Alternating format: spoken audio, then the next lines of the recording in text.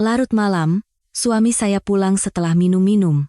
Saat ia pergi mandi, alarm berbunyi dari ponselnya yang tergeletak di atas meja. Sebuah pesan singkat muncul di layar. "Sayang, kita bakal punya bayi." Usianya sudah 8 minggu.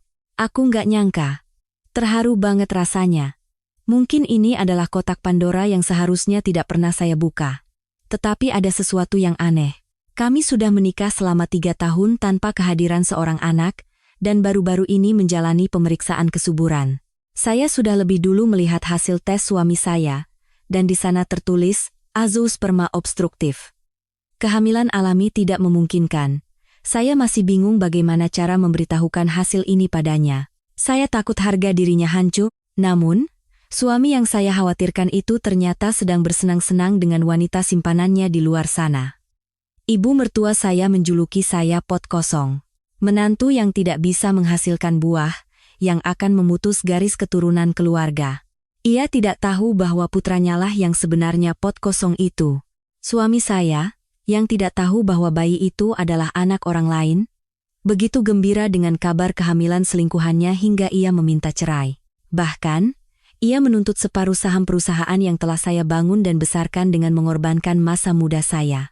Saya tidak tahan lagi. Saya merasa inilah saatnya untuk berjuang, tidak hanya untuk diri saya sendiri, tetapi juga untuk melindungi karyawan-karyawan saya dan keluarga mereka. Apa yang terjadi pada mereka selanjutnya? Apakah mereka akan menangis dan memohon? Melarikan diri? Atau tetap bertahan dengan tidak tahu malu? Satu hal yang bisa saya katakan, saya tidak tinggal diam. Dan mereka akan menghadapi akhir yang tidak pernah mereka bayangkan. Nama saya Ayu Lestari, 35 tahun, Direktur Utama sebuah perusahaan menengah. Mulai sekarang, saya akan menceritakan kisah saya. Agar lebih nyaman didengarkan sambil mencuci piring, berjalan-jalan, atau sebelum tidur, cukup tekan tombol subscribe sekarang. Teater kisah kita akan otomatis menyiapkan episode berikutnya untuk Anda. Saya adalah Ayu Lestari, Direktur Utama dari Cantika Abadi, sebuah perusahaan kosmetik. Usaha yang saya rintis dari sebuah workshop kecil di usia 28, kini telah berkembang menjadi perusahaan menengah dengan lebih dari 200 karyawan. Produk kami terkenal di kalangan wanita parubaya sebagai kosmetik berkualitas dengan bahan-bahan alami dan harga terjangkau. Semua ini adalah buah dari kerja keras saya, begadang semalaman untuk riset, berkeliling mencari bahan baku terbaik, dan tak kenal lelah mengunjungi calon klien. Hari ini pun, saya memimpin rapat direksi di ruang rapat kantor pusat. Untuk bahan baku, krim 1000 bunga yang baru, gunakan kualitas terbaik meskipun harganya sedikit lebih mahal. Pelanggan kita sangat jeli, mereka akan langsung tahu perbedaan kualitasnya. Para direktur serempak mengangguk dan mencatat instruksi saya. Manajer pemasaran bertanya dengan hati-hati, "Ibu Dirut, dengan begitu margin keuntungan kita akan sedikit berkurang. Apakah tidak apa-apa? Pikirkan untuk jangka panjang. Sekali pelanggan percaya dan menggunakan produk kita, mereka akan menjadi pelanggan setia seumur hidup." Rapat selesai, dan para direktur pamit sambil berkata, "Keputusan Ibu Dirut memang selalu yang terbaik. Pada saat-saat seperti inilah saya benar-benar merasa menjadi pemilik perusahaan ini." Namun, semua itu berubah seketika begitu saya membuka pintu rumah mertua setelah pulang kerja. 3 tahun lalu saat menikah, saya masih naif. Karena sibuk dengan bisnis dan tidak punya waktu mengurus rumah tangga, saya pikir akan lebih baik jika keluarga yang membantu. Jadi, saya mengangkat suami saya sebagai Direktur HRD, ibu mertua sebagai auditor internal, dan adik ipar sebagai manajer keuangan. Saya percaya, karena mereka keluarga, mereka akan menjaga perusahaan ini seperti milik mereka sendiri. "Ayu, tolong kupaskan buah." Atas perintah ibu mertua, saya mengenakan celemek dan berjalan ke dapur. Ibu mertua, yang bersandar di sofa ruang tengah, mengganti-ganti saluran TV sambil berdecak. "Aduh, kupasnya yang tipis sedikit. Daging buahnya ikut terbuang semua. Di kantor saja sok pintar, urusan dapur payah sekali." Hati saya terasa perih, tapi saya tidak mengatakan apa-apa. Suami saya duduk di sofa di sebelahnya, hanya menatap ponsel. Ia seolah tidak peduli ibunya memarahi saya, matanya tidak lepas dari layar. Dulu di awal pernikahan, ia masih suka membela, "Ibu, kenapa begitu pada Ayu?" Tapi sekarang, kata-kata itu pun sudah tidak pernah terdengar. Saya menyodorkan piring buah. Ibu mertua tidak meliriknya sama sekali, dan suami saya hanya mengulurkan tangan mengambil sepotong apel tanpa ucapan terima kasih. Di kantor, ratusan karyawan bergerak atas satu kata dari saya. Tanda tangan saya di dokumen bisa menggerakkan dana miliaran rupiah, dan satu keputusan saya menentukan nasib sebuah produk baru. Tapi begitu melangkahi ambang pintu rumah ini, saya hanyalah dianggap sebagai mesin pencari uang. Tidak, bahkan mencari uang pun dianggap sebagai kewajiban yang wajar. Saya menelan semua kepahitan itu dalam hati. Tidak apa-apa. Mereka keluarga. Nanti juga akan membaik jika aku lebih sabar. Saat itu, saya benar-benar percaya begitu. Hari itu adalah hari kerja yang biasa. Setelah rapat peluncuran produk baru di kantor, saya tiba di rumah sore hari.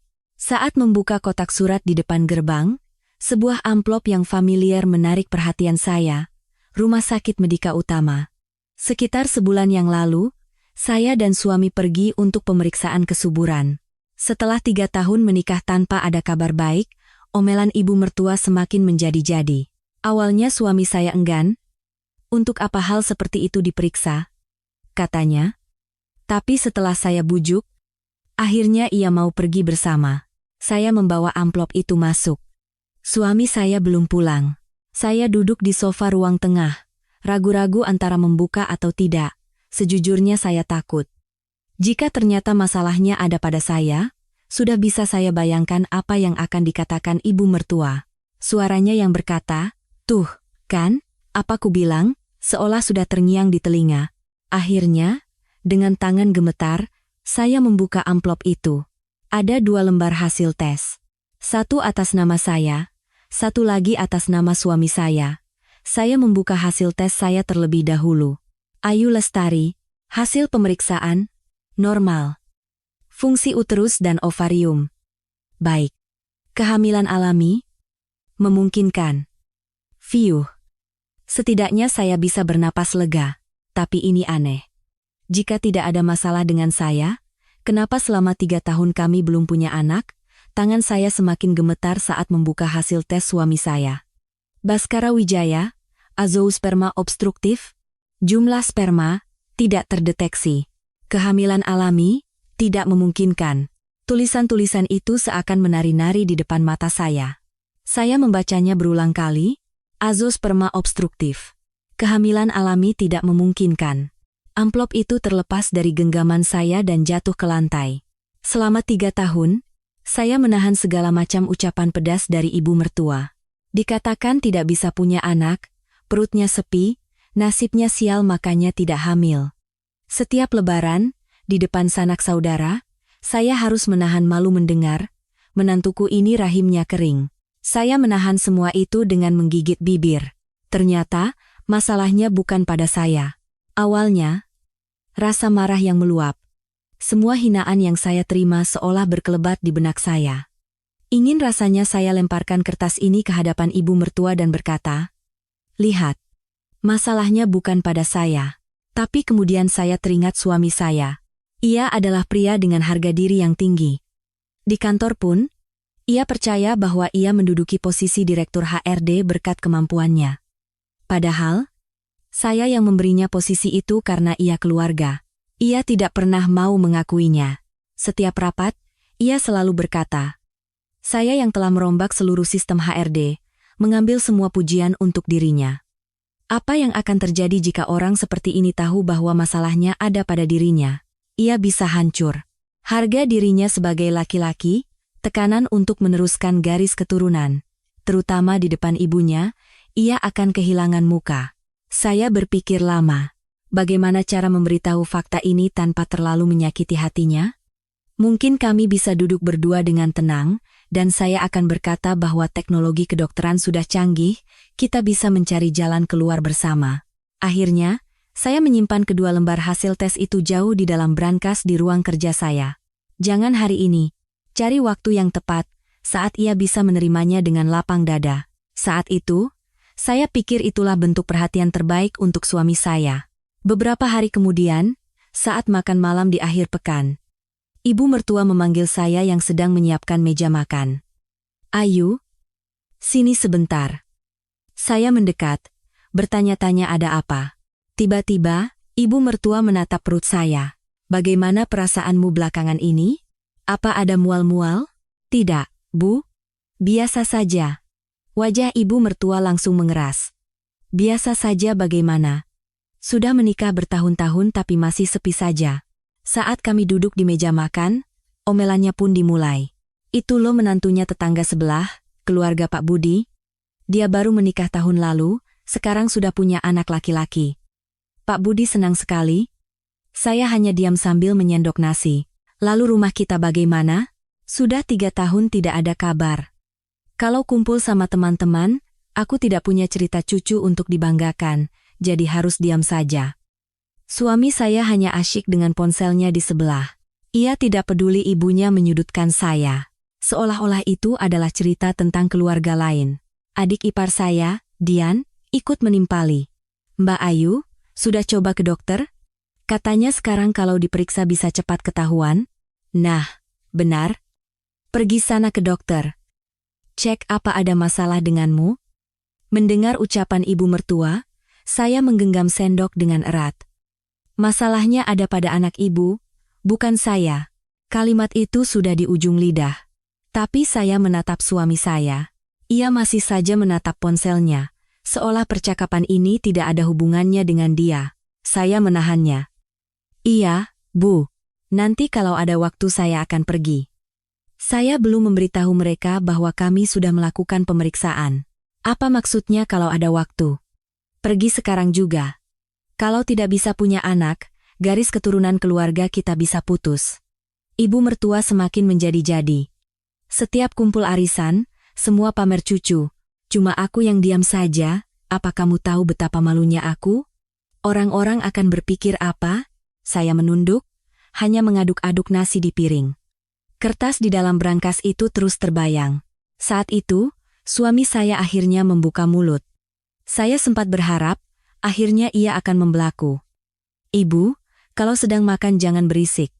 Tapi hanya itu, bukan untuk membela saya, tapi hanya karena ia merasa terganggu. Tidak ada satu kata pun yang menghibur atau melindungi saya. Ibu mertua mendengus. Iya. Bagus sekali kamu membela istrimu. Saya menunduk dan melanjutkan makan. Rasanya ingin menangis, tapi saya tahan sekuat tenaga. Tangan yang memegang sendok bergetar hebat. Malam itu, saya membuka brankas. Hasil tes suami saya masih di sana. Azoosperma obstruktif.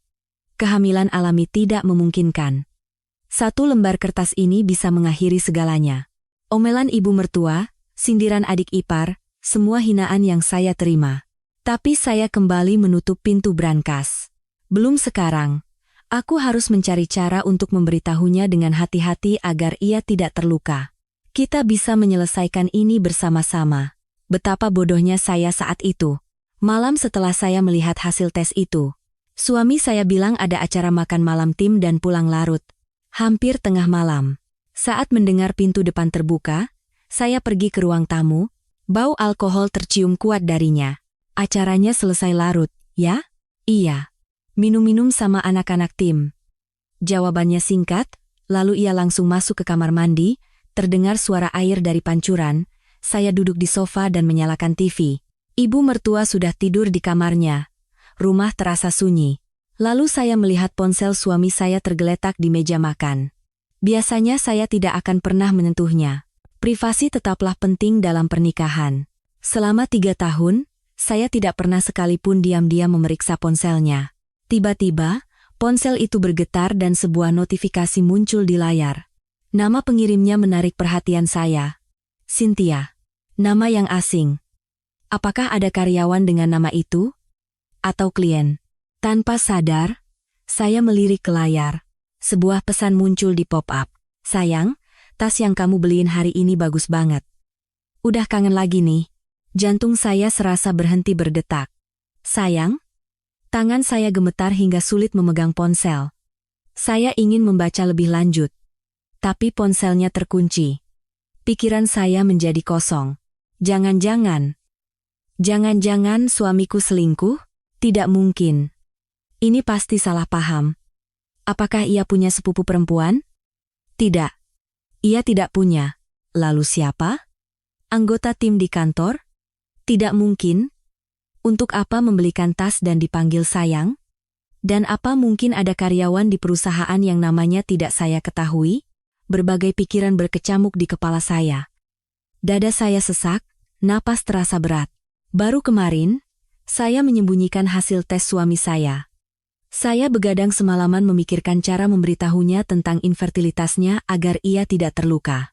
Dan suami yang saya khawatirkan itu sedang membelikan tas untuk wanita lain? Pintu kamar mandi terbuka. Saya buru-buru meletakkan ponsel itu kembali ke tempatnya. Telapak tangan saya basah oleh keringat. Suami saya keluar sambil mengeringkan rambut dengan handuk. Lagi apa? Ah, tidak. Sedang nonton TV. Saya berusaha agar suara saya tidak bergetar. Suami saya, tanpa menunjukkan minat, mengambil ponselnya dan masuk ke kamar. Saya terpaku di tempat itu untuk waktu yang lama. Haruskah aku bertanya? Haruskah aku langsung menanyakan siapa Cynthia itu? Tapi saya tidak punya keberanian. Jika ini hanya salah paham, hubungan kami akan menjadi canggung. Dan jika itu benar, apa yang harus saya lakukan? Jika ibu mertua tahu, rumah ini akan gempar. Aku akan mengamatinya dulu, sampai ada bukti yang lebih jelas. Saya mematikan lampu, berusaha menenangkan jantung saya yang berdebar kencang. Malam itu, saya tidak bisa tidur. Seminggu berlalu sejak saya melihat pesan itu. Saya berpura-pura tidak terjadi apa-apa dan menjalani hari seperti biasa. Di kantor, saya tetap memimpin rapat dan menandatangani dokumen. Saat berpapasan dengan suami di koridor, saya menyapanya seperti biasa, dan ia pun kembali ke ruangannya tanpa menunjukkan gelagat aneh. Karena bekerja di gedung yang sama, mustahil untuk tidak bertemu. Setiap kali ia meninggalkan mejanya, saya melirik jam. Jika jam makan siangnya lebih lama dari biasanya, saya penasaran ia makan dengan siapa. Jika ia pulang telat dengan alasan lembur, saya ragu apakah ia benar-benar bekerja. Tapi suami saya begitu tenang. Ia tersenyum, bercanda, dan bersikap seperti tidak ada apa-apa di depan saya. Ketenangannya itu justru membuat saya merinding. Mungkinkah aku hanya curiga berlebihan? Mungkinkah pesan itu benar-benar tidak berarti apa-apa? Lalu suatu malam, semuanya meledak. Saat saya pulang kerja, ibu mertua sedang duduk di sofa menonton TV. Ekspresinya berbeda dari biasanya. Wajahnya tampak sangat marah. Dengan perasaan cemas, saya mulai menyiapkan makan malam di dapur. Tak lama kemudian, suami saya pulang. Ia berangkat dari kantor lebih dulu dari saya, tapi baru tiba 2 jam setelah saya. Saya ingin bertanya ia dari mana dan bertemu siapa, tapi saya tahan. Saat makan malam, ketika kami berkumpul di meja, ibu mertua membuka suara. "Ayu, tadi ibu pergi ke orang pintar." Kata-katanya yang tiba-tiba membuat saya mengangkat kepala. "Hah? Orang pintar?" "Iya." Ibu penasaran kenapa di rumah ini tidak ada anak. Jadi ibu cari orang yang katanya sakti. Jantung saya berdebar kencang. Tatapan ibu mertua tidak biasa, tahu tidak apa katanya? Saya tidak bisa menjawab, hanya menggenggam sendok. "Firasat saya buruk," katanya. "Nasib menantu di rumah ini memang tidak punya berkah anak. Nasibnya terlalu keras, jadi anak tidak mau datang. Entah dosa apa yang dia perbuat di kehidupan sebelumnya, tapi takdirnya untuk punya anak itu tipis." Saya tercengang. Nasib keras. Dosa di kehidupan sebelumnya? Padahal hasil tes medis saya normal. Bu, itu kan tahayul. Zaman sekarang mana ada orang tidak bisa punya anak karena nasib. Tahayul katamu? Mata ibu mertua melotot. "Heh, aku ini sudah keluar uang banyak untuk mencarikan jalan untukmu, dan begitu caramu bicara?" Sombong sekali. Suaranya meninggi. Suami saya hanya diam makan di sebelah, bahkan tidak berhenti menyuap. "Orang lain gampang sekali punya anak. Kenapa kamu sudah 3 tahun begini-begini saja? Bagaimana caramu menjaga badan?" "Hah?" Kata-kata itu sudah puluhan kali saya dengar. Saya menunduk, hanya mengaduk nasi. Setiap arisan, semua pamer cucu. Cuma aku yang harus diam?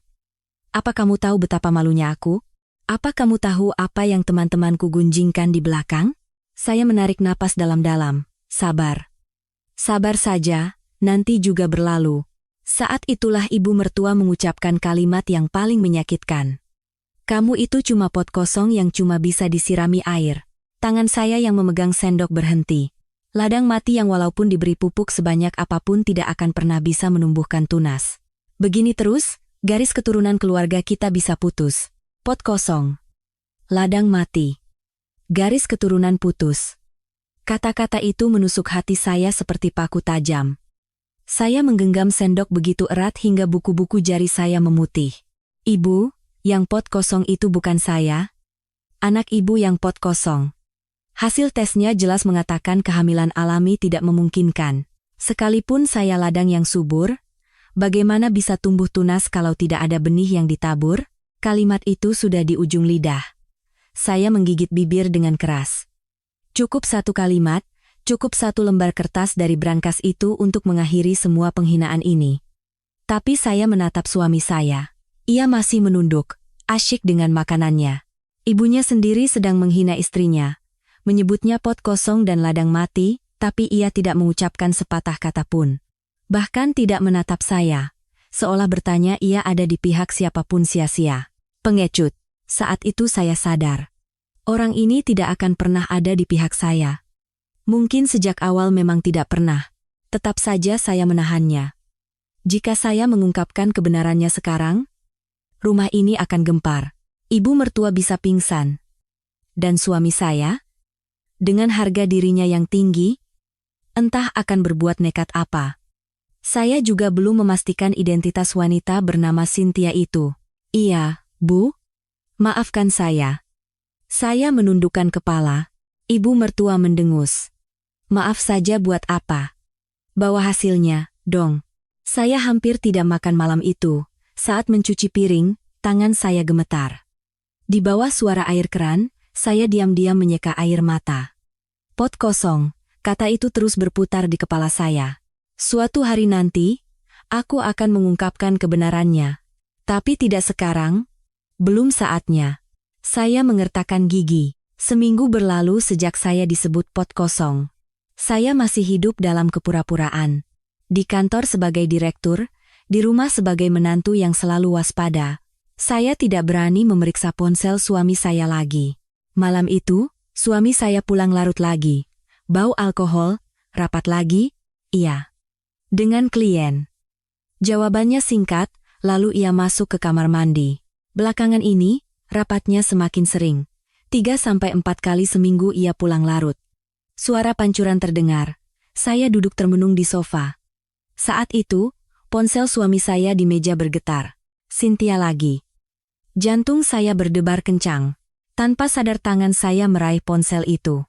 Kali ini, layarnya tidak terkunci. Sepertinya ia lupa menguncinya karena terburu-buru ke kamar mandi. Dengan tangan gemetar, saya membuka pesannya. Ada sebuah foto USG hitam putih.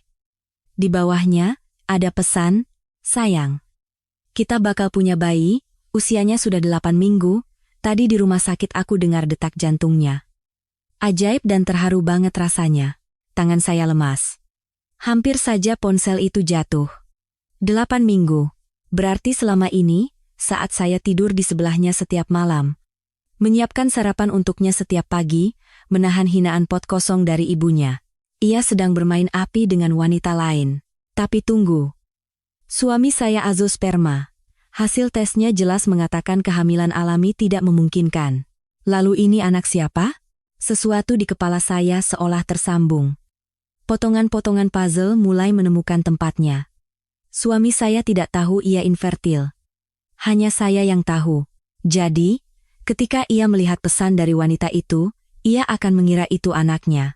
Wanita itu hamil anak pria lain dan menipu suami saya dengan mengatakan itu anaknya. Keduanya menipu saya. Dan mereka juga saling menipu. Rasa dikhianati berubah menjadi amarah yang membara. Pintu kamar mandi terbuka. Saya cepat-cepat meletakkan ponselnya kembali. Suami saya keluar, mengambil ponselnya. Ia melihat layar dan tersenyum, senyum yang membuat saya mual. Aku tidur duluan, ya. Ia membawa ponselnya dan masuk ke kamar tidur. Saya berdiri terpaku untuk waktu yang lama. Air mata tidak keluar. Sebaliknya, api dingin mulai menyala di dalam dada saya. Keesokan paginya, begitu tiba di kantor, Pak Budi masuk ke ruangan saya dengan wajah serius. "Ibu Dirut, ada yang ingin saya sampaikan?" Pak Budi adalah orang yang paling saya percaya. Ia adalah kepala staf saya yang berlatar belakang pengacara, bergabung sejak awal perusahaan berdiri. Ia sangat menguasai bidang hukum dan akuntansi. "Ada apa?" "Pak Budi, saya tidak bisa diam lagi, Bu. Manajer keuangan dan auditor internal telah menggelapkan gaji 10 karyawan fiktif selama 3 tahun. Jika ditambah dengan penyalahgunaan kartu kredit perusahaan, total kerugian yang teridentifikasi sejauh ini lebih dari 15 miliar rupiah. Manajer keuangan adalah Dian, adik ipar saya. Auditor internal adalah Ratih, ibu mertua saya. 15 miliar. Saya terdiam untuk waktu yang lama. "Bukti-buktinya sudah diamankan?" "Sudah, Bu. Pembukuan akuntansi, rincian penggunaan kartu kredit, daftar karyawan fiktif, semuanya ada. Saya melaporkannya kepada Ibu terlebih dahulu." Saya perlahan mengangguk dan menyeka air mata. Bukan karena sedih, tapi karena merasa begitu bodoh. Bodoh karena telah mempercayai mereka hanya karena mereka keluarga. "Pak Budi." "Iya, Bu." Saya menatap matanya lekat-lekat. "Orang-orang itu, saya yang akan membereskannya." "Bisa bantu saya?" Pak Budi menunduk. "Tinggal beri perintah, Bu." Sejak hari itu, saya berubah. Sejak hari itu, saya dan Pak Budi mulai bergerak diam-diam. Di dalam perusahaan, banyak mata dan telinga. Ibu mertua menggunakan jabatannya sebagai auditor untuk mengintai di mana-mana, adik ipar memegang alur keuangan, dan suami saya sebagai direktur HRD memantau gerak-gerik karyawan. Jadi, kami bertemu di luar kantor, di sebuah kafe yang sepi, jauh dari perusahaan, setelah jam kerja. Pak Budi membuka laptopnya. "Ibu Dirut, kita perlu membagi tugas. Silakan jelaskan." "Saya akan fokus mengumpulkan bukti penggelapan, pembukuan asli, rincian penggunaan kartu kredit, catatan transfer gaji karyawan fiktif. Saya akan siapkan semua bukti yang sempurna secara hukum." Saya mengangguk. "Lalu Ibu harus melakukan 2 hal. Pertama, cari tahu identitas wanita simpanan itu. Kedua, buat suami Ibu tetap tenang." "Tenang?" "Iya. Mereka tidak boleh tahu bahwa kita sudah curiga. Ibu harus bersikap seperti biasa. Itu tidak akan mudah. Harus bertemu muka setiap hari dan berpura-pura tidak tahu apa-apa. Tapi tidak ada pilihan lain. Saya harus bersabar sampai semua bukti terkumpul." Beberapa hari kemudian, Pak Budi membawa hasil investigasinya tentang wanita simpanan itu. Cynthia Larasati, 29 tahun. Nama aslinya Siti Jubaedah. "Dia punya nama asli?" "Iya, Bu. Masa lalunya agak rumit. Pernah bekerja di dunia hiburan malam, dan sampai 3 bulan yang lalu masih tinggal bersama pria lain." Saya menggigit bibir. "Jadi ada kemungkinan pria itulah ayah dari bayi itu?" "Sangat tinggi kemungkinannya, Bu. Dari segi waktu cocok, dan mengingat hasil tes suami Ibu, kemungkinan bayi itu adalah anaknya secara biologis hampir tidak ada. Seperti yang sudah saya duga, wanita itu hamil anak pria lain, lalu mendekati suami saya dan menipunya. Ia mengincar uang dan posisi suami saya. Tepatnya, uang dan posisi yang saya berikan. Suami Ibu sepertinya menyembunyikan fakta bahwa Ibu adalah pemilik sebenarnya perusahaan ini, dan berlagak seolah-olah dialah pemiliknya." Cynthia percaya pada bualannya dan mendekatinya. Tawa getir keluar dari mulut saya. Suami saya membual pada selingkuhannya, dan selingkuhannya mencoba memanfaatkannya. Pasangan penipu yang saling menipu. Jadi kesimpulannya, Pak Budi, kedua orang itu akan hancur dengan sendirinya. Kita hanya perlu menyiramkan bensin ke apinya. Pak Budi menutup laptopnya. "Bu Dirut, boleh saya bertanya sesuatu?" "Apa? Apakah Ibu tidak lelah?" Pertanyaan yang tiba-tiba itu membuat saya terdiam sejenak. Mereka adalah orang-orang yang saya anggap keluarga selama 3 tahun. Setiap hari harus makan bersama, bekerja di kantor yang sama, sambil tahu bahwa saya telah dikhianati. Orang biasa tidak akan sanggup menahannya. Saya meletakkan cangkir kopi saya. Tentu saja lelah. Setiap malam saya tidak bisa tidur. Melihat wajah ibu mertua di meja makan membuat saya mual. Bertatapan dengan suami di kantor rasanya mau muntah. Tapi ibu tetap menahannya. Saya tidak sedang menahan. Saya sedang menunggu. Pak Budi tampak bingung. Menunggu saat yang tepat. Saya tidak boleh goyah. Saya harus menyelesaikannya sampai tuntas. Setelah hening sejenak, Pak Budi berkata pelan, "Bu Dirut, tolong ingat satu hal." "Apa itu?" "Mempercayai mereka sebagai keluarga bukanlah kesalahan ibu. Kesalahan ada pada mereka yang menyalahgunakan kepercayaan itu. Ibu telah memperlakukan mereka dengan niat baik. Merekalah yang memanfaatkannya." Hati saya terasa sesak. Tatapan mata Pak Budi tulus. "Terima kasih, Pak Budi. Saya akan selalu di pihak ibu." Kata-kata itu terasa begitu menghibur. Selama 3 tahun, tidak ada seorang pun di pihak saya.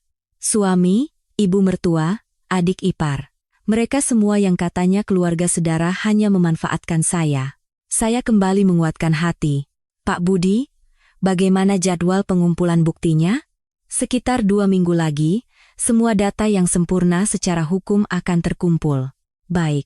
Sampai saat itu, saya akan hidup sebagai menantu yang baik dan istri yang bodoh." Pak Budi menunduk. "Saya yakin ibu bisa melakukannya."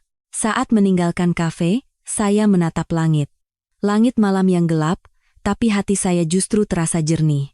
Ada banyak hal yang terpendam selama 3 tahun.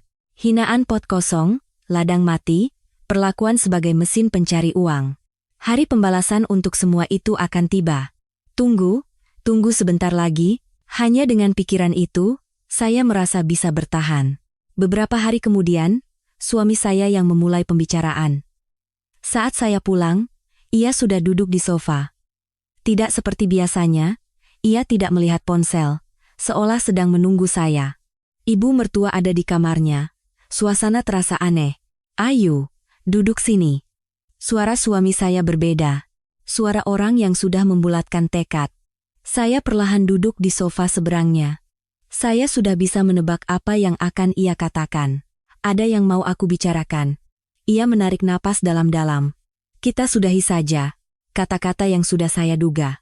Tapi mendengarnya langsung, hati saya terasa dingin. "Sudahi apa? Maksudmu?" "Kita cerai," ucapnya datar. Ringan seolah bertanya mau makan apa malam ini. "Kenapa tiba-tiba? Apa salahku?" Saya sengaja berpura-pura kaget. Bukan soal salah atau benar. Kita hanya tidak cocok. 3 tahun kita juga tidak punya anak. Tidak punya anak karena siapa? Kata-kata itu sudah di ujung lidah, tapi saya telan kembali. Kita kan sudah berusaha selama 3 tahun. Kita juga sudah ke rumah sakit. Lalu apa? Hasilnya tidak ada, kan? Ia memotong ucapan saya dengan nada jengkel. Dan lagi, ia berhenti sejenak, lalu melanjutkan. "Aku sudah menemukan wanita yang aku cintai." Akhirnya, saya memasang ekspresi terkejut. "Apa? Wanita yang kamu cintai?" "Iya, namanya tidak penting. Dia berbeda darimu. Dia hangat dan benar-benar mengerti aku.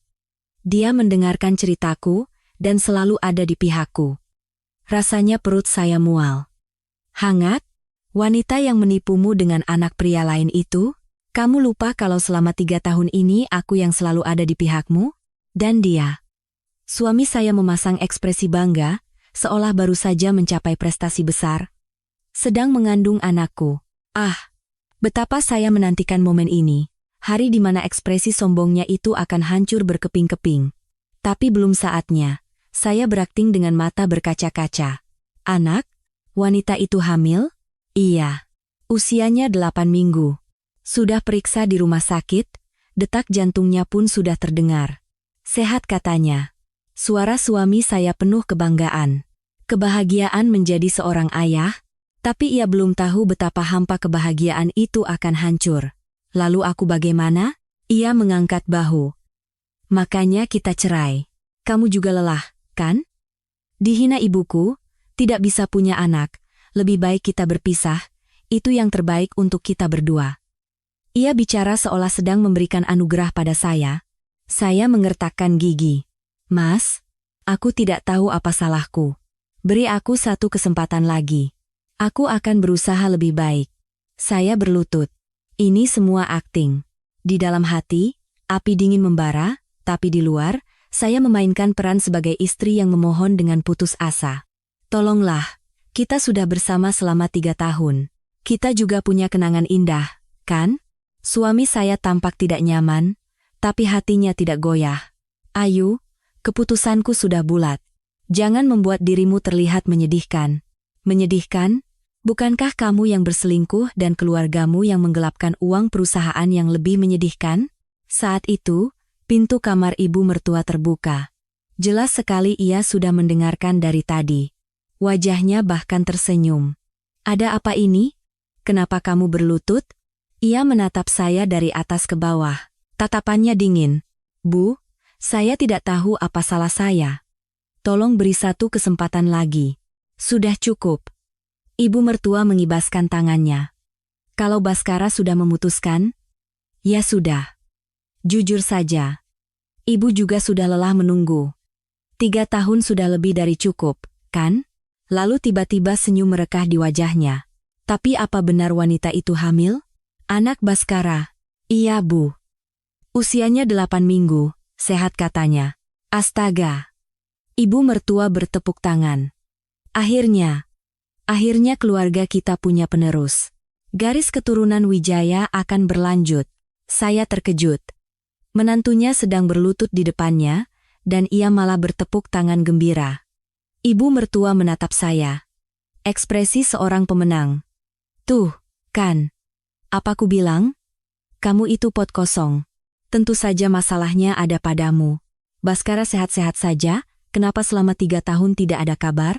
Hati saya terasa terkoyak. Yang pot kosong itu anakmu. Ingin sekali saya meneriakkannya, tapi saya harus bersabar. Sudah. Baskara, siapkan surat cerainya. Cepat selesaikan dan kita sambut menantu baru. Pernikahannya harus dilangsungkan saat bayinya masih di dalam kandungan. Biar sah. Menantu baru? Mau menyambut penipu sebagai menantu baru? Saya menunduk, mengepalkan tangan dengan erat. Kuku saya menancap di telapak tangan. Saat itu, pintu depan terbuka dan adik ipar saya, Dian, masuk. Ada apa ini? Kok suasananya begini? Ibu kok senang sekali? Ibu mertua tersenyum cerah. Dian, ada kabar baik. Baskara akan punya anak. Dari wanita lain. Benarkah? Wah, Mas. Selamat ya. Dian menghampiri kakaknya dan menepuk bahunya. Lalu Mbak Ayu? Ia menatap saya yang masih terduduk di lantai. Tentu saja cerai. Apalagi yang bisa diharapkan dari pot kosong? Dian tertawa sinis. Mbak, maaf ya. Tapi mau bagaimana lagi? Sepertinya memang masalahnya ada di pihak Mbak. Kakakku, kan terbukti normal. Terbukti? Kalau kamu tahu kakakmu itu infertil, apa kamu masih bisa berkata begitu? Ketiga orang itu saling pandang dan tertawa. Seolah sedang ada pesta. Bertepuk tangan, menepuk bahu, berbagi kebahagiaan. Saya, yang berlutut di lantai, hanya bisa menyaksikan pemandangan itu. Selama 3 tahun saya bekerja untuk mereka. Uang dari perusahaan saya gunakan untuk biaya hidup rumah ini. Setiap lebaran saya bawakan hadiah. Setiap ulang tahun ibu mertua, saya berikan uang, bahkan biaya pernikahan Dian pun saya bantu. Dan balasannya adalah hinaan pot kosong dan tawa penuh kemenangan. Baiklah. Tertawalah sepuasnya. Mari kita lihat berapa lama tawa itu akan bertahan. Saya perlahan bangkit. Baiklah. Akan saya pertimbangkan soal perceraian ini. Ibu mertua melotot. Pertimbangkan apa lagi? Cepat kemasi barangmu dan pergi dari sini. Bu, setidaknya kami sudah hidup bersama 3 tahun. Beri saya waktu untuk beres-beres. Barang-barang saya masih di sini, dan urusan pekerjaan di kantor juga harus saya serah terimakan. Mendengar kata pekerjaan di kantor, ekspresi ibu mertua sedikit berubah. Ah, benar juga. Perusahaan. Perusahaan itu milik saya. Rumah ini juga rumah saya. Suami saya menengahi. Sudah. Beri dia waktu. Tapi jangan terlalu lama. Kita selesaikan dalam 1 bulan. Ibu mertua tampak tidak senang, tapi karena suaminya yang bicara, ia tidak berkomentar lagi. Mungkin karena urusan perusahaan, mereka tidak berani mengusir saya begitu saja. Benar. Kalau aku pergi, bagaimana nasib posisi mereka di perusahaan? Apa mereka pernah memikirkannya? Atau mereka sudah menggelapkan cukup banyak uang sehingga aku tidak berguna lagi? Saya menunduk dan masuk ke kamar. Begitu pintu tertutup, air mata saya tumpah, bukan karena sedih, tapi karena marah. Semua yang saya tahan selama 3 tahun meluap begitu saja. Saya duduk di tempat tidur. Tangan saya gemetar. Di mata mereka, saya ini apa? Mesin pencari uang, suku cadang yang bisa diganti kapan saja? Sepertinya hanya saya yang menganggap mereka keluarga. Tapi saya segera menyeka air mata. Tidak ada waktu untuk menangis. Saya mengambil ponsel dan mengirim pesan ke Pak Budi. Suami saya minta cerai. Katanya selingkuhannya hamil. Dia percaya itu anaknya. Balasan datang dengan cepat. Seperti yang sudah diperkirakan, Bu. Pengumpulan bukti berjalan lancar. Data penggelapan hampir lengkap, rincian kartu kredit juga sudah diamankan. Saya mengirim pesan lagi. Berapa lama lagi? 3 minggu, Bu. Dalam 3 minggu semua data yang sempurna secara hukum akan terkumpul. Mohon bertahan sedikit lagi, Bu Dirut. Sedikit lagi. Saya meletakkan ponsel dan menatap keluar jendela. Dari ruang tamu masih terdengar suara tawa. Ibu mertua, adik ipar, dan suami saya sedang tertawa bersama. Riuh dengan cerita tentang bayi yang akan lahir dan menantu baru. Semoga laki-laki. Pasti laki-laki, Bu. Keluarga kita kan diberkahi anak laki-laki. Ibu jadi tidak sabar lihat wajah menantu baru. Katanya cantik, ya? Suara tawa mereka menembus dinding hingga ke kamar saya. Tertawalah sepuasnya. Siapkan sambutan untuk menantu baru. Cari nama untuk bayinya. Sebentar lagi semua itu akan menjadi buih. Bayi itu bukan anak suami saya. Suami saya tidak bisa punya anak. Secara medis tidak memungkinkan. Saya tersenyum tipis. Menantu baru. Wanita itu bukan menantu, tapi penipu. Sebentar lagi mereka akan tahu. Semua kebenarannya. Langit di luar jendela gelap. Tidak ada bintang, tapi hati saya terasa lebih jernih dari sebelumnya. 3 minggu. Cukup 3 minggu lagi saya bertahan. Saya menarik napas dalam-dalam dan memejamkan mata. Beberapa hari setelah pembicaraan cerai itu, suami saya datang membawa pengacara. Kami duduk berhadapan di meja ruang tamu. Di sebelahnya duduk seorang pria paruh baya berjas. Saya sendirian. Langsung saja ke intinya. Suami saya meletakkan dokumen di atas meja. Aku tidak butuh tunjangan apapun. Sebagai gantinya, berikan separuh saham perusahaan. Saya mengerjapkan mata. Saham perusahaan? Kenapa? Tidak mengerti? Separuh saham, Cantika Abadi, selama 3 tahun aku yang mengelola HRD dan membesarkan perusahaan itu. Tentu saja aku punya hak. Ia menyilangkan kaki dan bersandar di kursi. Wajahnya tidak tahu malu. Secara hukum, harta yang diperoleh selama masa pernikahan adalah harta bersama. Benar kan? Pak pengacara? Pengacara di sebelahnya mengangguk. Benar, pada prinsipnya seperti itu. Saya mengambil dokumen itu dan membacanya lembar demi lembar. 50% saham perusahaan, yang jika dihitung nilainya saat ini mencapai ratusan miliar rupiah. Saya tidak tahan untuk tidak tertawa. Kenapa kamu tertawa? Tidak, hanya merasa. Hebat saja. Saya meletakkan dokumen itu, 50% saham tidak bisa. Apa? Mata suami saya membelalak. Jika saham dibagi, akan sulit mempertahankan kendali manajemen. Susunan dewan direksi jadi rumit, pengambilan keputusan melambat, kalau perusahaan goyah, itu juga tidak baik untukmu. Itu urusanmu. Makanya aku tawarkan cara lain. Saya menatap lurus ke arahnya. Sebagai ganti saham, aku akan berikan uang tunai. Alis suami saya bergerak. Uang tunai? Ya. 5 miliar rupiah. Heneng. Suami dan pengacaranya saling pandang. Sudut bibir suami saya sedikit terangkat. 5 miliar, ya, tapi aku butuh waktu. Untuk menjual saham dan menyiapkan dana, butuh setidaknya 3 minggu. 3 minggu? Ya. Beri aku waktu 3 minggu, dan aku akan siapkan 5 miliar rupiah tunai. Suami saya mengusap dagunya. Matanya tampak menghitung. Ia tahu betul bahwa di pengadilan pun ia tidak akan bisa mendapatkan 50% saham, karena perusahaan ini sudah bernilai tinggi bahkan sebelum kami menikah. Itu hanya umpan negosiasi. Tapi 5 miliar tunai adalah cerita lain. Baginya, itu adalah jumlah maksimal, bahkan lebih, dari yang bisa ia dapatkan secara realistis. Matanya berbinar. Penuh keserakahan. Baiklah. Ia mengangguk. 3 minggu. Bawa uangnya saat sidang mediasi di pengadilan. Kalau tidak, ia mencondongkan tubuh ke depan, suaranya merendah, akan aku hancurkan perusahaanmu, mengerti? Saya mengangguk dengan tenang. Mengerti. Ia bangkit dari kursinya, diikuti pengacaranya. Sampai jumpa 3 minggu lagi, pintu depan tertutup. Saya duduk terdiam di tempat itu, 5 miliar. Uang yang sangat besar. Tapi jika itu bisa menyelamatkan perusahaan, itu harga yang murah. Dan yang terpenting, saya tersenyum tipis. 3 minggu. Cukup. Cukup waktu untuk melengkapi bukti penggelapan suami, ibu mertua, dan adik ipar saya. Cukup untuk menyelesaikan bukti penyalahgunaan wewenang suami saya. 3 minggu adalah waktu yang pas untuk menyusun semua data yang dikumpulkan Pak Budi menjadi berkas hukum yang sempurna. Mereka, yang dibutakan oleh uang 5 miliar, memberikan saya waktu 3 minggu. Mereka tidak tahu bahwa 3 minggu itu akan menjadi waktu terakhir mereka. Saya mengambil ponsel dan mengirim pesan ke Pak Budi. 3 minggu berhasil diamankan. Lanjutkan sesuai rencana. Balasan datang seketika. Baik, Budi Ruth, akan saya siapkan dengan sempurna. Saya menatap keluar jendela. 3 minggu. Bagi mereka, waktu untuk pesta perpisahan.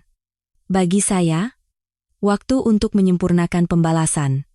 Permainan telah dimulai. Keesokan harinya, suami dan ibu mertua saya mengemasi barang-barang dan pergi. Begitu mudah, begitu hampa. Adik ipar datang dengan mobil untuk membantu mengangkut barang, 4 koper, 6 kardus. Barang-barang yang mereka kumpulkan selama 3 tahun tinggal gratis di rumah saya. Di ambang pintu, ibu mertua berbalik menatap saya. Akhirnya aku akan punya cucu. Jangan terlalu membenci kami. Ini semua salahmu. Saya tidak berkata apa-apa. Hanya menutup pintu. Rumah menjadi sunyi. Untuk pertama kalinya dalam 3 tahun, saya sendirian di rumah ini. Anehnya, tidak terasa sepi. Justru terasa lega. Tapi perang yang sesungguhnya baru saja dimulai. 3 minggu. Bagi saya, waktu untuk melengkapi bukti. Bagi mereka, waktu untuk berpesta pora untuk terakhir kalinya. Minggu pertama berlalu. Pagi itu, saat saya tiba di kantor, lobi tampak ramai. Saya berhenti. Di tengah lobi, berdiri seorang wanita. Tas mewah, sepatu mewah, kacamata mewah. Dari ujung rambut sampai ujung kaki, semuanya berkilauan. Cynthia. Wanita simpanan itu berdiri tegak di tengah lobi perusahaan saya. Lihat apa? Tidak menyapa? Teriaknya pada seorang karyawan yang lewat. Karyawan itu terkejut dan menunduk. Kalian tahu aku siapa? Aku pacarnya Pak Baskara. Sebentar lagi jadi nyonya besar di sini. Nyonya besar? Saya tidak salah dengar? Kami sepakat tidak ada pembagian saham. Hanya uang tunai 5 miliar. Setelah cerai, suami saya tidak akan punya hubungan apapun dengan perusahaan ini. Lalu kenapa ia menyebut dirinya nyonya besar? Apa yang dikatakan suami saya padanya?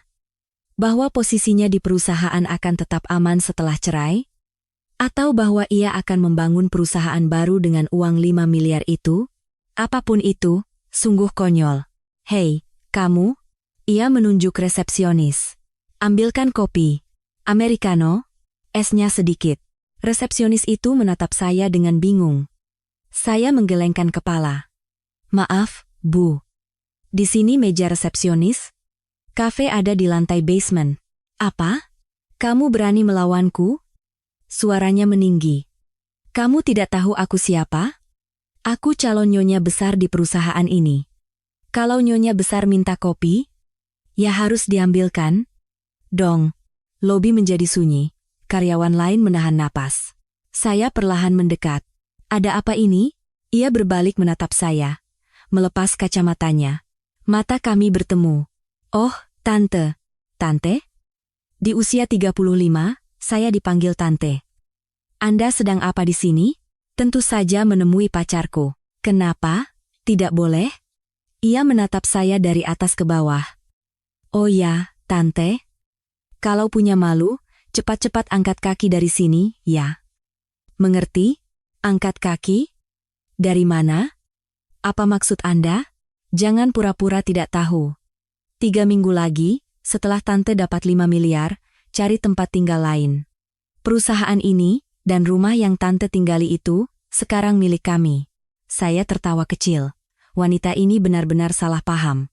Begitu ya, semoga berhasil. Saya berbalik dan berjalan menuju lift. Dari belakang, saya masih mendengar suaranya. Apa-apaan dia? Santai sekali? Santai? Bukan. Hanya saja tidak ada gunanya berdebat. 3 minggu lagi, ia akan tahu betapa bodohnya ucapannya itu. Minggu kedua, Pak Budi membawa laporan. Ibu Dirut, ini rincian penggunaan kartu kredit perusahaan. Saya mengambil dokumen itu, mata saya membelalak. Ini pemakaian dalam 1 hari? Betul, Bu. Kemarin saja totalnya 300 juta rupiah. 300 juta? Dalam 1 hari, rinciannya semua dari butik-butik mewah di mall. Tas, jam tangan, pakaian, perhiasan. Digunakan oleh auditor dan manajer keuangan, ibu mertua dan adik ipar saya. Sejak pergi dari rumah, mereka berfoya-foya seperti orang gila. Mereka tidak masuk kantor. Tapi bagaimana bisa? Keduanya secara resmi belum dipecat, Bu. Wewenang kartu kredit perusahaan masih aktif. Saya mengertakkan gigi. Mereka pikir, toh nanti akan dapat 5 miliar. Uang yang dipakai sekarang tinggal dipotong dari sana.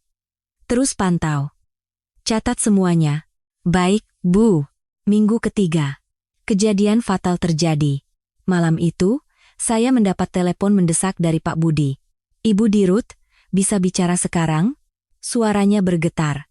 Pasti ada sesuatu yang serius. Iya, silakan. Saya baru saja memeriksa riwayat transfer dana perusahaan. Tadi sore, ada penarikan sebesar 2 miliar rupiah. Jantung saya serasa copot. 2 miliar? Kemana? Untuk uang muka pembelian properti, Bu.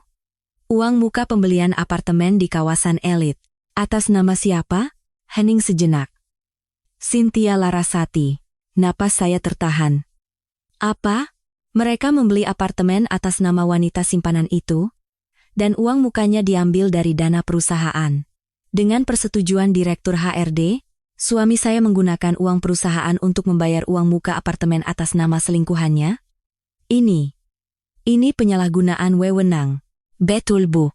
Jelas sekali ini adalah tindak pidana penyalahgunaan wewenang dalam jabatan. Saya terdiam lama. Sepertinya mereka benar-benar berpikir posisi mereka di perusahaan aman. Apakah mereka pikir karena memegang HRD, audit, dan keuangan, mereka bisa menutupi semuanya? Tidak mungkin mereka bertindak sebodoh ini jika tidak berpikir begitu. Keserakahan benar-benar membutakan mata. Belum juga menerima 5 miliar, sudah mencuri uang untuk membeli apartemen. Atas nama selingkuhan pula. Buktinya sudah diamankan? Sudah, Bu. Riwayat transfer, catatan persetujuan, salinan perjanjian jual beli apartemen, semuanya sudah kami dapatkan. Saya perlahan mengembuskan napas. Bagus sekali, Pak Budi, Bu Dirut.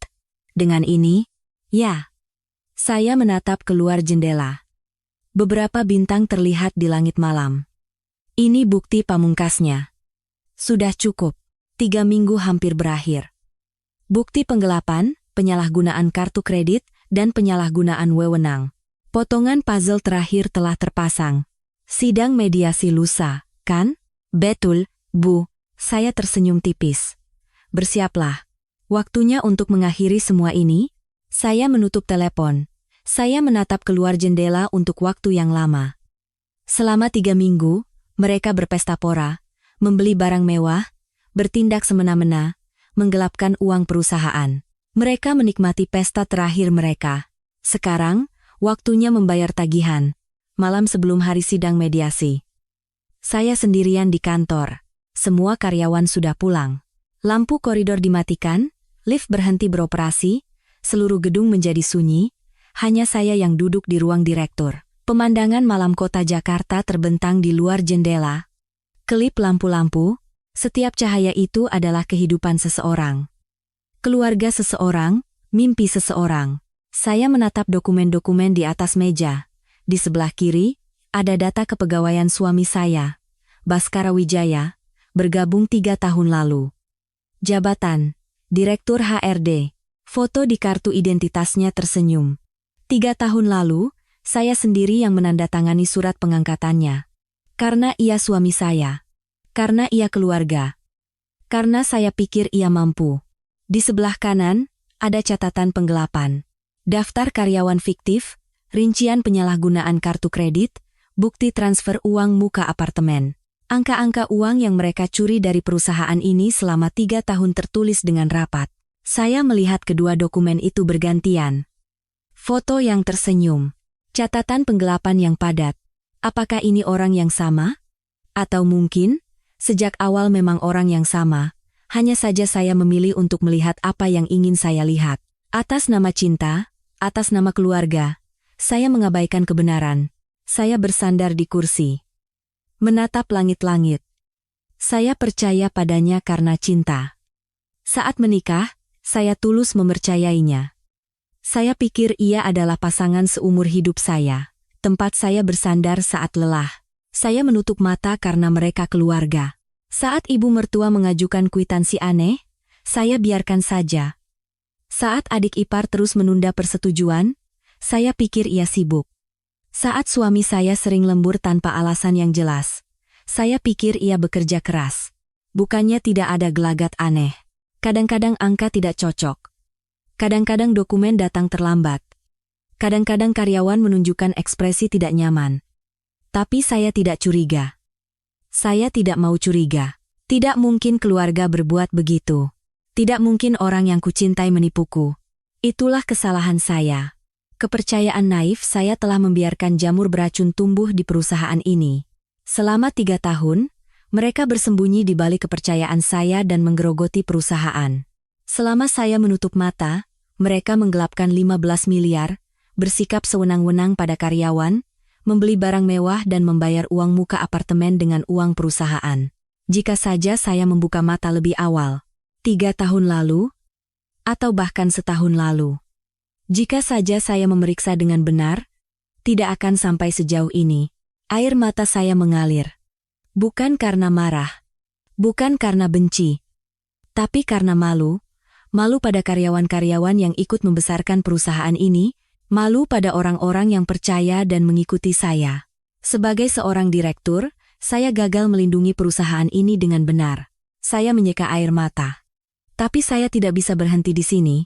Ini bukan lagi pembalasan pribadi. Bukan hanya karena marah dikhianati suami, atau sakit hati dihina ibu mertua. Ini adalah tugas yang harus saya lakukan sebagai seorang direktur. Untuk melindungi perusahaan, untuk melindungi tempat kerja para karyawan, untuk mencabut jamur beracun yang tumbuh karena kelalaian saya. Ini adalah satu-satunya cara saya untuk bertanggung jawab. Saya memasukkan dokumen-dokumen itu ke dalam tas. Besok pagi, di ruang mediasi pengadilan, semuanya akan berakhir. Suami saya akan datang untuk mengambil 5 miliarnya. Ibu mertua dan adik iparnya akan menonton sambil tertawa di belakang. Wanita simpanannya akan menunggu kunci apartemen baru, tapi yang akan mereka dapatkan bukanlah uang. Saya mematikan lampu dan meninggalkan kantor. Koridor gelap, hanya suara langkah kaki saya yang menggema. Besok, akan saya selesaikan. Sebagai direktur, sebagai pemilik perusahaan ini, jamur beracun yang saya biarkan tumbuh, akan saya cabut sendiri. Pagi hari sidang mediasi. Saya terbangun sebelum alarm berbunyi. Pukul 5 pagi. Di luar masih gelap. Saya tidak bisa tidur nyenyak. Mungkin hanya 2 atau 3 jam, tapi anehnya saya tidak merasa lelah. Seluruh tubuh saya tegang. Hari ini, saya bangkit dari tempat tidur dan menuju kamar mandi. Berdiri di depan cermin, wanita di cermin menatap saya. Lingkaran hitam di bawah matanya tebal. Pipinya sedikit tirus. Jejak 3 minggu tanpa makan dan tidur yang cukup. Terlihat kuyu. Sangat berbeda dari diri saya di hari pernikahan 3 tahun lalu. Saya mencuci muka dan duduk di depan meja rias. Membuka laci, kosmetik tertata rapi. Biasanya riasan saya sederhana. BB krim, pensil alis, dan lipstik. Sebagai direktur, tidak banyak waktu untuk berdandan. Tapi tidak hari ini. Saya mengambil foundation. Mulai mengaplikasikannya dengan teliti, menutupi lingkaran hitam dengan concealer tebal. Memberi highlighter di pipi untuk memberi kesan segar. Saya menggambar eyeliner lebih panjang dan lebih tajam dari biasanya. Eyeshadow coklat tua untuk mempertegas mata. Maskara, merapikan alis, dan sentuhan blush on ringan. Terakhir, lipstik. Saya mengambil lipstik merah dari bagian terdalam laci. Warna yang saya pakai di hari pernikahan 3 tahun lalu dan tidak pernah saya pakai lagi. Hari itu, saya adalah wanita paling bahagia di dunia. Mengenakan gaun putih, tersenyum dengan bibir merah, berdiri di samping orang yang akan menemani saya seumur hidup. Saat memakai lipstik itu, saya berpikir, warna ini hanya untuk hari-hari istimewa. Hari jadi pernikahan, hari kelahiran anak, hari-hari bahagia seperti itu, tapi hari-hari itu tidak pernah datang. Sebaliknya, hari ini, saya mengeluarkan lipstik ini lagi. Hari perceraian dengan suami saya. Hari di mana saya akan menyeret orang-orang yang saya anggap keluarga ke pengadilan. Ini juga hari yang istimewa. Dengan makna yang berbeda, saya mengoleskannya perlahan di bibir. Wanita di cermin berubah, bukan lagi istri yang kuyu dan ditinggalkan, tapi wajah seorang CEO yang tegas, tajam, dan memimpin perusahaan. Saya menatap lurus ke cermin. Ayu Lestari. Saya memanggil nama saya sendiri. Tegakkan kepalamu, suara saya memantul kembali. Hari ini, sang istri akan mati. Istri Baskara Wijaya, mati hari ini di pengadilan. Wanita di cermin menatap saya tajam. Yang tersisa hanyalah Direktur Utama Ayu Lestari.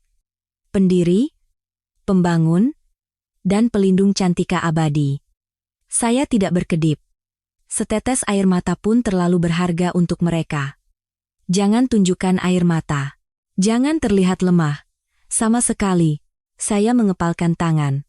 Yang kamu lakukan hari ini bukan pembalasan, tapi pembersihan. Membersihkan parasit yang menempel di perusahaan. Melakukan apa yang seharusnya dilakukan oleh seorang direktur. Saya menarik napas perlahan. Kamu bisa. Tidak, kamu harus. Wanita di cermin mengangguk. Saya bangkit. Membuka lemari. Blazer hitam dan blus putih. Pakaian paling formal yang saya miliki. Pakaian yang biasa saya kenakan saat rapat umum pemegang saham atau pertemuan penting. Saya mengenakannya dan berdiri di depan cermin besar. Meluruskan bahu, mengangkat dagu, berdiri tegak. Baiklah. Sekarang saya siap, saya mengambil tas. Di dalamnya ada dokumen-dokumen yang sudah saya siapkan semalam. Bukti penggelapan, bukti penyalahgunaan wewenang, rincian kartu kredit. Semua yang saya kumpulkan selama 3 minggu. Dan satu lagi. Selembar kertas yang saya ambil dari brankas. Dari Rumah Sakit Medika Utama, Departemen Urologi, Azous sperma obstruktif. Kehamilan alami tidak memungkinkan. Saya membuka pintu depan. Di luar sudah terang. Matahari terbit, hari baru dimulai. Saya masuk ke mobil, memasukkan alamat pengadilan di GPS. Perkiraan waktu tempuh 45 menit.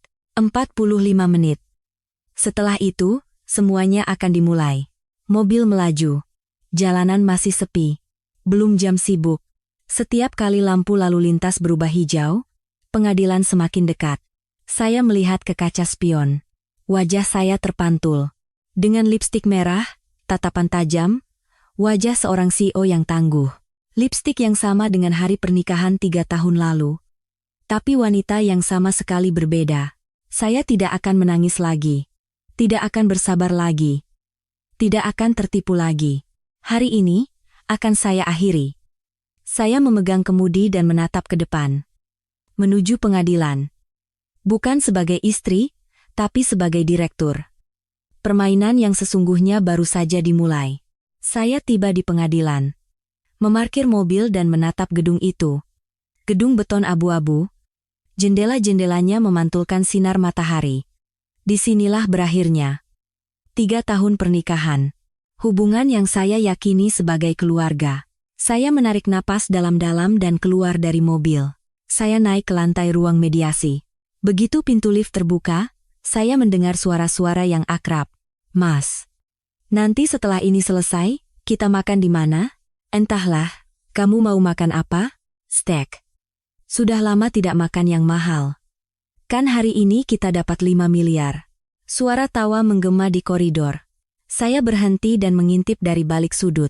Di depan ruang mediasi, ada Baskara. Di sebelahnya, selingkuhannya bergelayut manja. Ibu mertua dan adik ipar juga ada di sana. Lengkap sekali, keempatnya tampak ceria. Seperti sedang piknik, mereka berceloteh dan tertawa. Hari ini benar-benar selesai, kan? Tanya ibu mertua. Tentu saja, Bu. Semuanya sudah disepakati. Tinggal tanda tangan saja, jawab Baskara. Apa perempuan itu benar-benar akan bawa uang 5 miliarnya? Sela adik ipar. Pasti dia bawa. Kalau tidak, tinggal kita hancurkan saja perusahaannya. Baskara tertawa sinis. Tohak atas separuh saham masih ada. Mau uang atau saham, pokoknya kita dapatkan. Wanita simpanannya memeluk lengan Baskara erat. Mas, aku senang sekali hari ini. Akhirnya kita bebas dari perempuan itu. Mas sekarang pasti jadi direktur utama, kan? Tentu. Lihat saja nanti. Selama ini aku sudah sangat sabar. Aku juga sabar, Mas. Ketemu diam-diam itu capek, tahu? Keduanya tertawa kecil. Saya perlahan keluar dari persembunyian. Loh, wanita itu menatap saya dengan mata membulat. Datang juga? Baskara menatap saya. Tatapannya mengejek. Oh, sudah datang. Saya menjawab dengan tenang, iya. Dandananmu tebal sekali. Ada acara spesial? Cibir ibu mertua. Sambil memindai saya dari atas ke bawah. Iya. Bu. Hari yang sangat spesial. Saya mengangguk. Karena ini hari terakhir. Ibu mertua mendengus. Pintu ruang mediasi terbuka. Seorang staf memanggil, Bapak Baskara Wijaya, Ibu Ayu Lestari. Silakan masuk. Saya berjalan lebih dulu. Di dalam, kami duduk berhadapan di meja, Baskara di seberang, didampingi pengacaranya. Mediator mengeluarkan dokumen. Saya akan konfirmasi kesepakatan kedua belah pihak. Pembagian harta dan tuntutan tunjangan disepakati untuk ditiadakan. Benar? Ekspresi Baskara sedikit menegang. Tunggu dulu. 5 miliarnya bagaimana? Mediator tampak bingung. Dalam surat kesepakatan tidak ada klausul pembayaran uang. Baskara menatap saya tajam. Saya berkata dengan tenang, 5 miliar itu akan saya berikan secara terpisah. Setelah mediasi selesai, akan langsung saya transfer. Mata Baskara menyipit. Menimbang-nimbang. Tapi akhirnya ia mengangguk. Baiklah. Lakukan seperti itu. Aneh. Biasanya ia akan mengamuk, menuntut agar klausul 5 miliar itu dimasukkan ke dalam surat kesepakatan. Kenapa ia begitu mudah setuju? Apakah ia percaya pada saya? Setelah menipu dan mengkhianati saya selama 3 tahun, apakah ia masih percaya pada saya? Atau ia takut karena tahu telah menggelapkan uang, dan tidak mau memancing saya untuk bicara macam-macam? Apapun alasannya, tidak penting. Yang penting, klausul 5 miliar itu tidak ada di surat kesepakatan. Mediator menatap saya. Ibu Ayu Lestari, apakah Anda setuju? Saya menatap Baskara sejenak. 3 tahun lalu, saya mencintai orang ini. Saya pikir kami akan bersama selamanya. Tapi itu hanya ilusi saya, sejak awal tidak ada cinta. Yang ia lihat bukan saya, tapi uang saya, perusahaan saya. Ya, saya setuju. Mediator menyodorkan dokumen. Silakan tanda tangan dan beri stempel di sini. Saya mengambil pena. Tangan saya tidak gemetar. Saya menandatanganinya, lalu mengeluarkan stempel. 3 tahun. Pernikahan selama 3 tahun berakhir dengan satu stempel ini. Saya tidak ragu. Tok, saya menekan stempel itu dengan kuat hingga kertasnya bergetar. Mediator memeriksa dokumen. Mediasi perceraian telah tercapai. Terima kasih atas kerjasama kedua belah pihak. Selesai. Sekarang, saya dan orang ini bukan siapa-siapa lagi. Baskara bangkit dari kursinya, tersenyum lebar. Nah, Sekarang kita benar-benar orang asing, ya? Saya juga perlahan bangkit. Betul, ia mengulurkan tangannya. Uang 5 miliar yang dijanjikan? Sudah ditransfer? Saya menatap tangannya, lalu perlahan membuka tas saya. Transfer? Saya tersenyum dingin. Sebagai gantinya, aku bawa sesuatu yang lebih pasti. Saya mengeluarkan setumpuk dokumen dari tas. Ekspresi Baskara mengeras. Apa itu? Saya meletakkan dokumen-dokumen itu di atas meja. Menurutmu, apa yang aku lakukan selama 3 minggu ini? Mata Baskara membelalak. Saya menghapus senyum saya. Perhitungan yang sesungguhnya baru dimulai sekarang. Tumpukan dokumen itu tebal. Berisi semua yang telah saya siapkan selama 3 minggu. Baskara menatapnya. Apa ini? Saya mengambil amplop itu dan melemparkannya ke dada Baskara. Sebagai ganti 5 miliar, aku bawa ini. Dengan bingung, Baskara membuka amplop itu dan mulai membaca. Ekspresinya berubah, mengeras. Lalu memucat. Apa-apaan ini? Tidak bisa baca? Di situ tertulis jelas, kata saya datar. Surat gugatan perdata. Gugatan pengembalian dana 15 miliar rupiah yang telah kamu, ibumu, dan adikmu gelapkan dari perusahaan selama 3 tahun. Tangan Baskara gemetar. Dan yang di belakangnya itu laporan polisi, pelanggaran undang-undang, tindak pidana pencucian uang, penggelapan dalam jabatan, dan penyalahgunaan wewenang. Ruang mediasi menjadi sunyi. Mediator, staf, bahkan pengacara Baskara menahan napas. Laporannya sudah saya masukkan tadi pagi di kantor polisi. Sekalian mampir dalam perjalanan ke sini. Saya melirik jam tangan, mungkin sekarang penyidiknya sedang dalam perjalanan ke sini. Kamu gila? Teriak Baskara. Apa yang kamu lakukan? Pintu terbuka dengan kasar. Ibu mertua berlari masuk, diikuti oleh adik ipar dan wanita simpanan itu. Ada apa? Kenapa teriak-teriak? Ibu mertua menghampiri Baskara. Baskara menyodorkan dokumen itu. Lihat ini, Bu. Dia melaporkan kita ke polisi. Melaporkan kita. Ibu mertua merebut dokumen itu dan membacanya. Wajahnya memerah. Apa? Laporan polisi? Kamu berani melaporkan mertuamu sendiri? Ia berbalik ke arah saya. Dasar gila. Kamu sudah benar-benar gila. Melaporkan ibu mertua, melaporkan suami, di mana ada menantu seperti kamu. Saya memiringkan kepala. Mertua? Tawa sinis keluar. Kita baru saja tanda tangan. Kita sudah cerai. Kita orang asing sekarang. Mata ibu mertua membelalak. Kalian bukan lagi keluarga saya.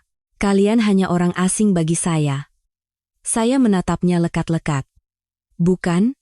Bahkan bukan sekadar orang asing, kalian adalah calon narapidana. Apa katamu? Ibu mertua terhuyung. Adik ipar menopangnya. Mas, ini benar? Laporannya benar? Diam, teriak Baskara. Ayu, kamu tidak boleh begini. Kita sudah cerai, kenapa harus lapor polisi segala? Apa salah kami sebesar itu? Saya menatapnya tajam. Salah kalian? Menggelapkan 15 miliar uang perusahaan saya selama 3 tahun itu bukan salah?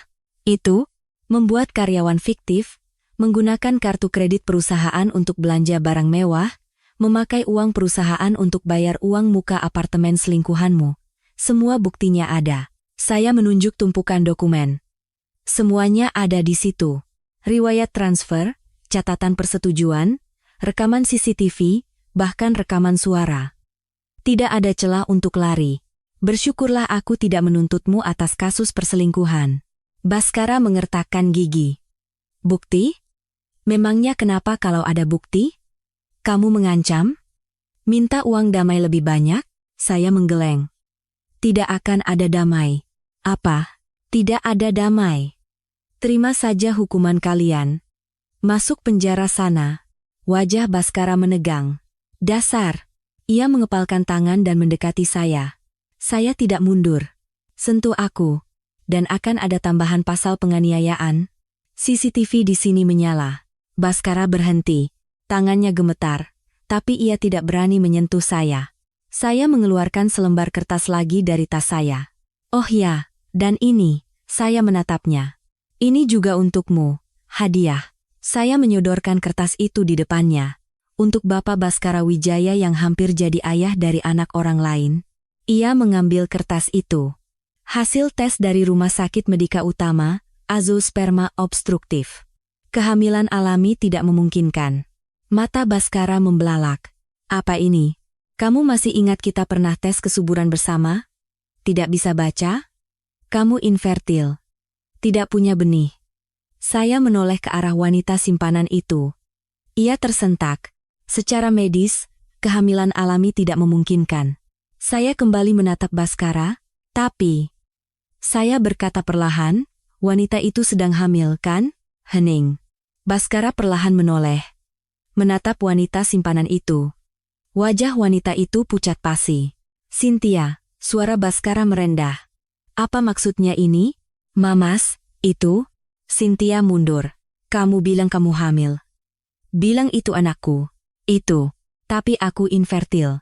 Lalu anak di perutmu itu anak siapa? Suara Baskara semakin keras. Cynthia menjerit. Mas, tenang. Ini palsu.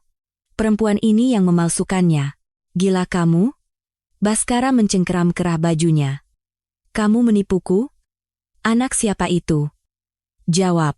Cynthia berteriak. Lepaskan. Aku juga ditipu. Katamu kamu pemilik perusahaan. Katamu kamu akan dapat 5 miliar. Dasar penipu miskin. Apa? Apa katamu? Mata Baskara memerah. Cynthia menjambak rambutnya. Baskara balas menjambak. Keduanya bergulingan di lantai. Dasar penipu? Kamu yang penipu. Lagaknya saja kaya, ternyata kere. Ibu mertua menjerit.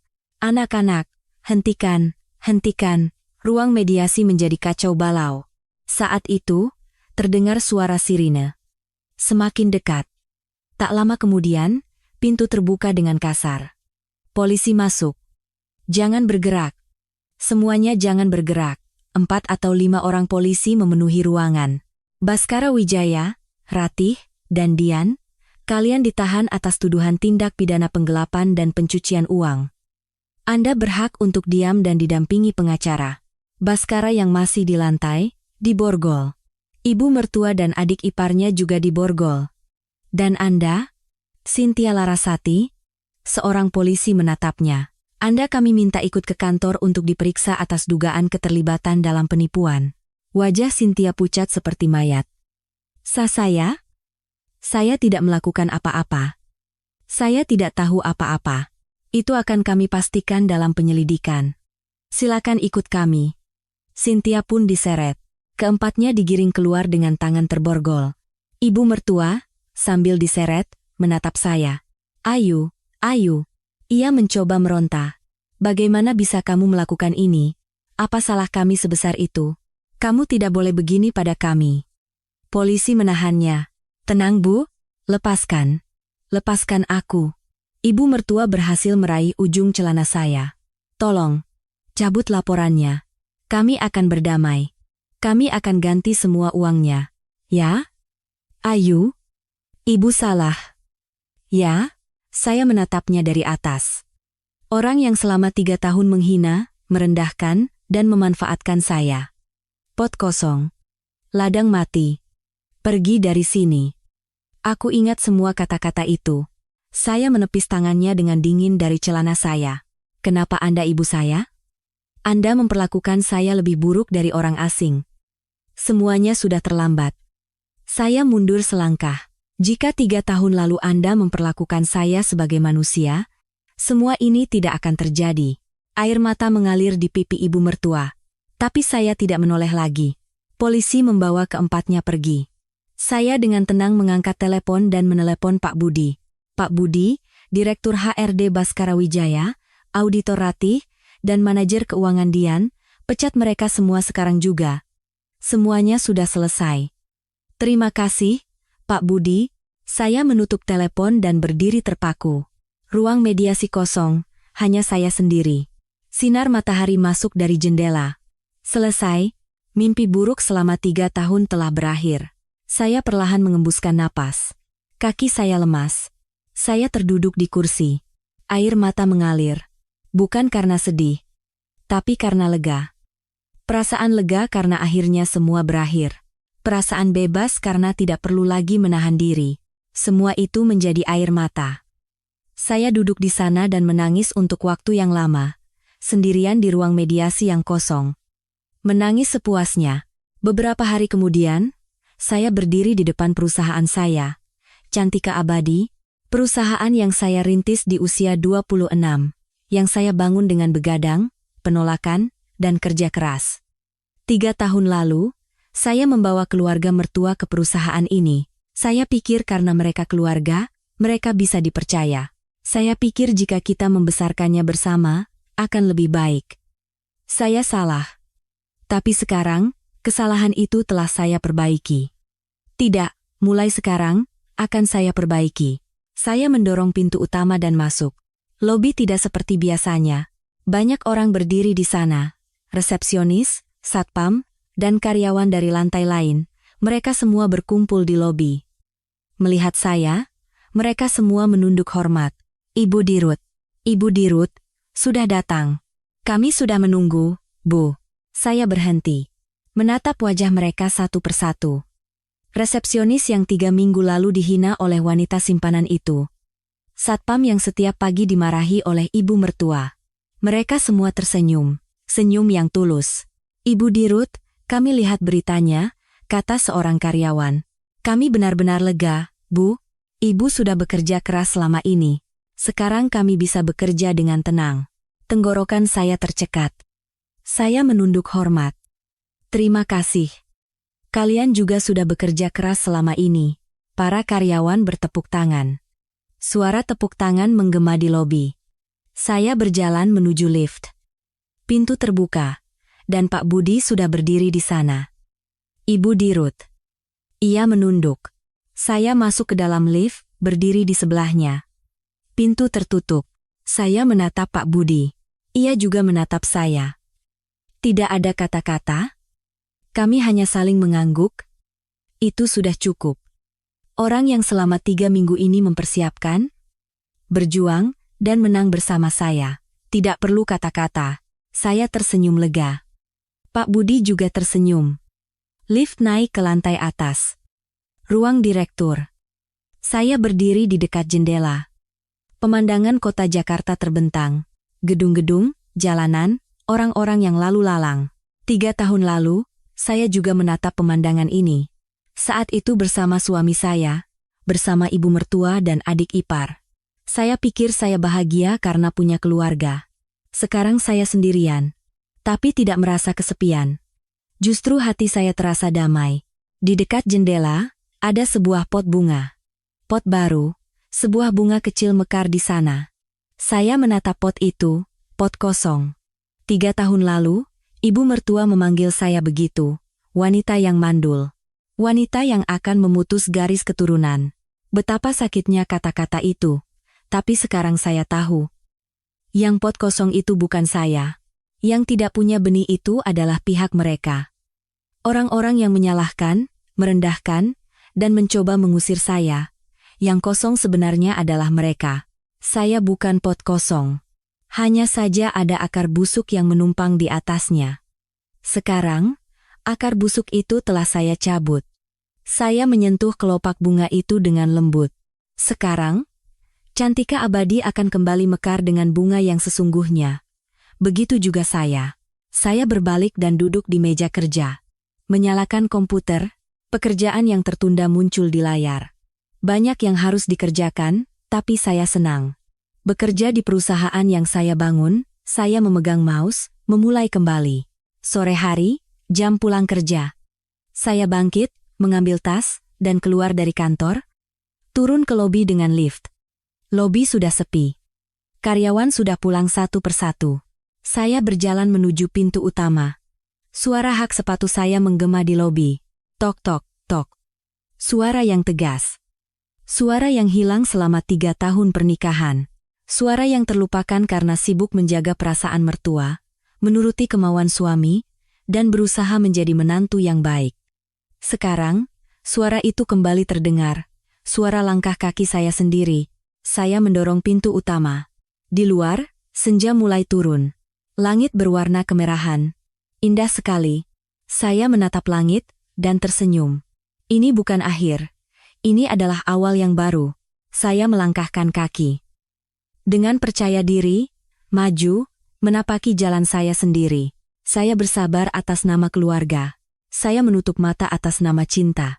Tapi orang-orang yang memanfaatkan saya bukanlah keluarga. Keluarga yang sesungguhnya adalah mereka yang saling menghargai. Anda juga, ingatlah ini, ada kalanya bersabar bukanlah sebuah kebajikan. Ada kalanya melindungi diri sendiri adalah yang utama. Jangan pernah mau lagi mendengar kata-kata seperti pot kosong. Karena Anda adalah orang yang sangat berharga. Jika kisah hari ini menyentuh hati Anda, tandai pertemuan kita berikutnya dengan menekan subscribe dan menyalakan notifikasi. Teater kisah kita akan kembali menyapa Anda dan sampaikan perasaan serta pemikiran Anda setelah mendengar cerita ini melalui kolom komentar.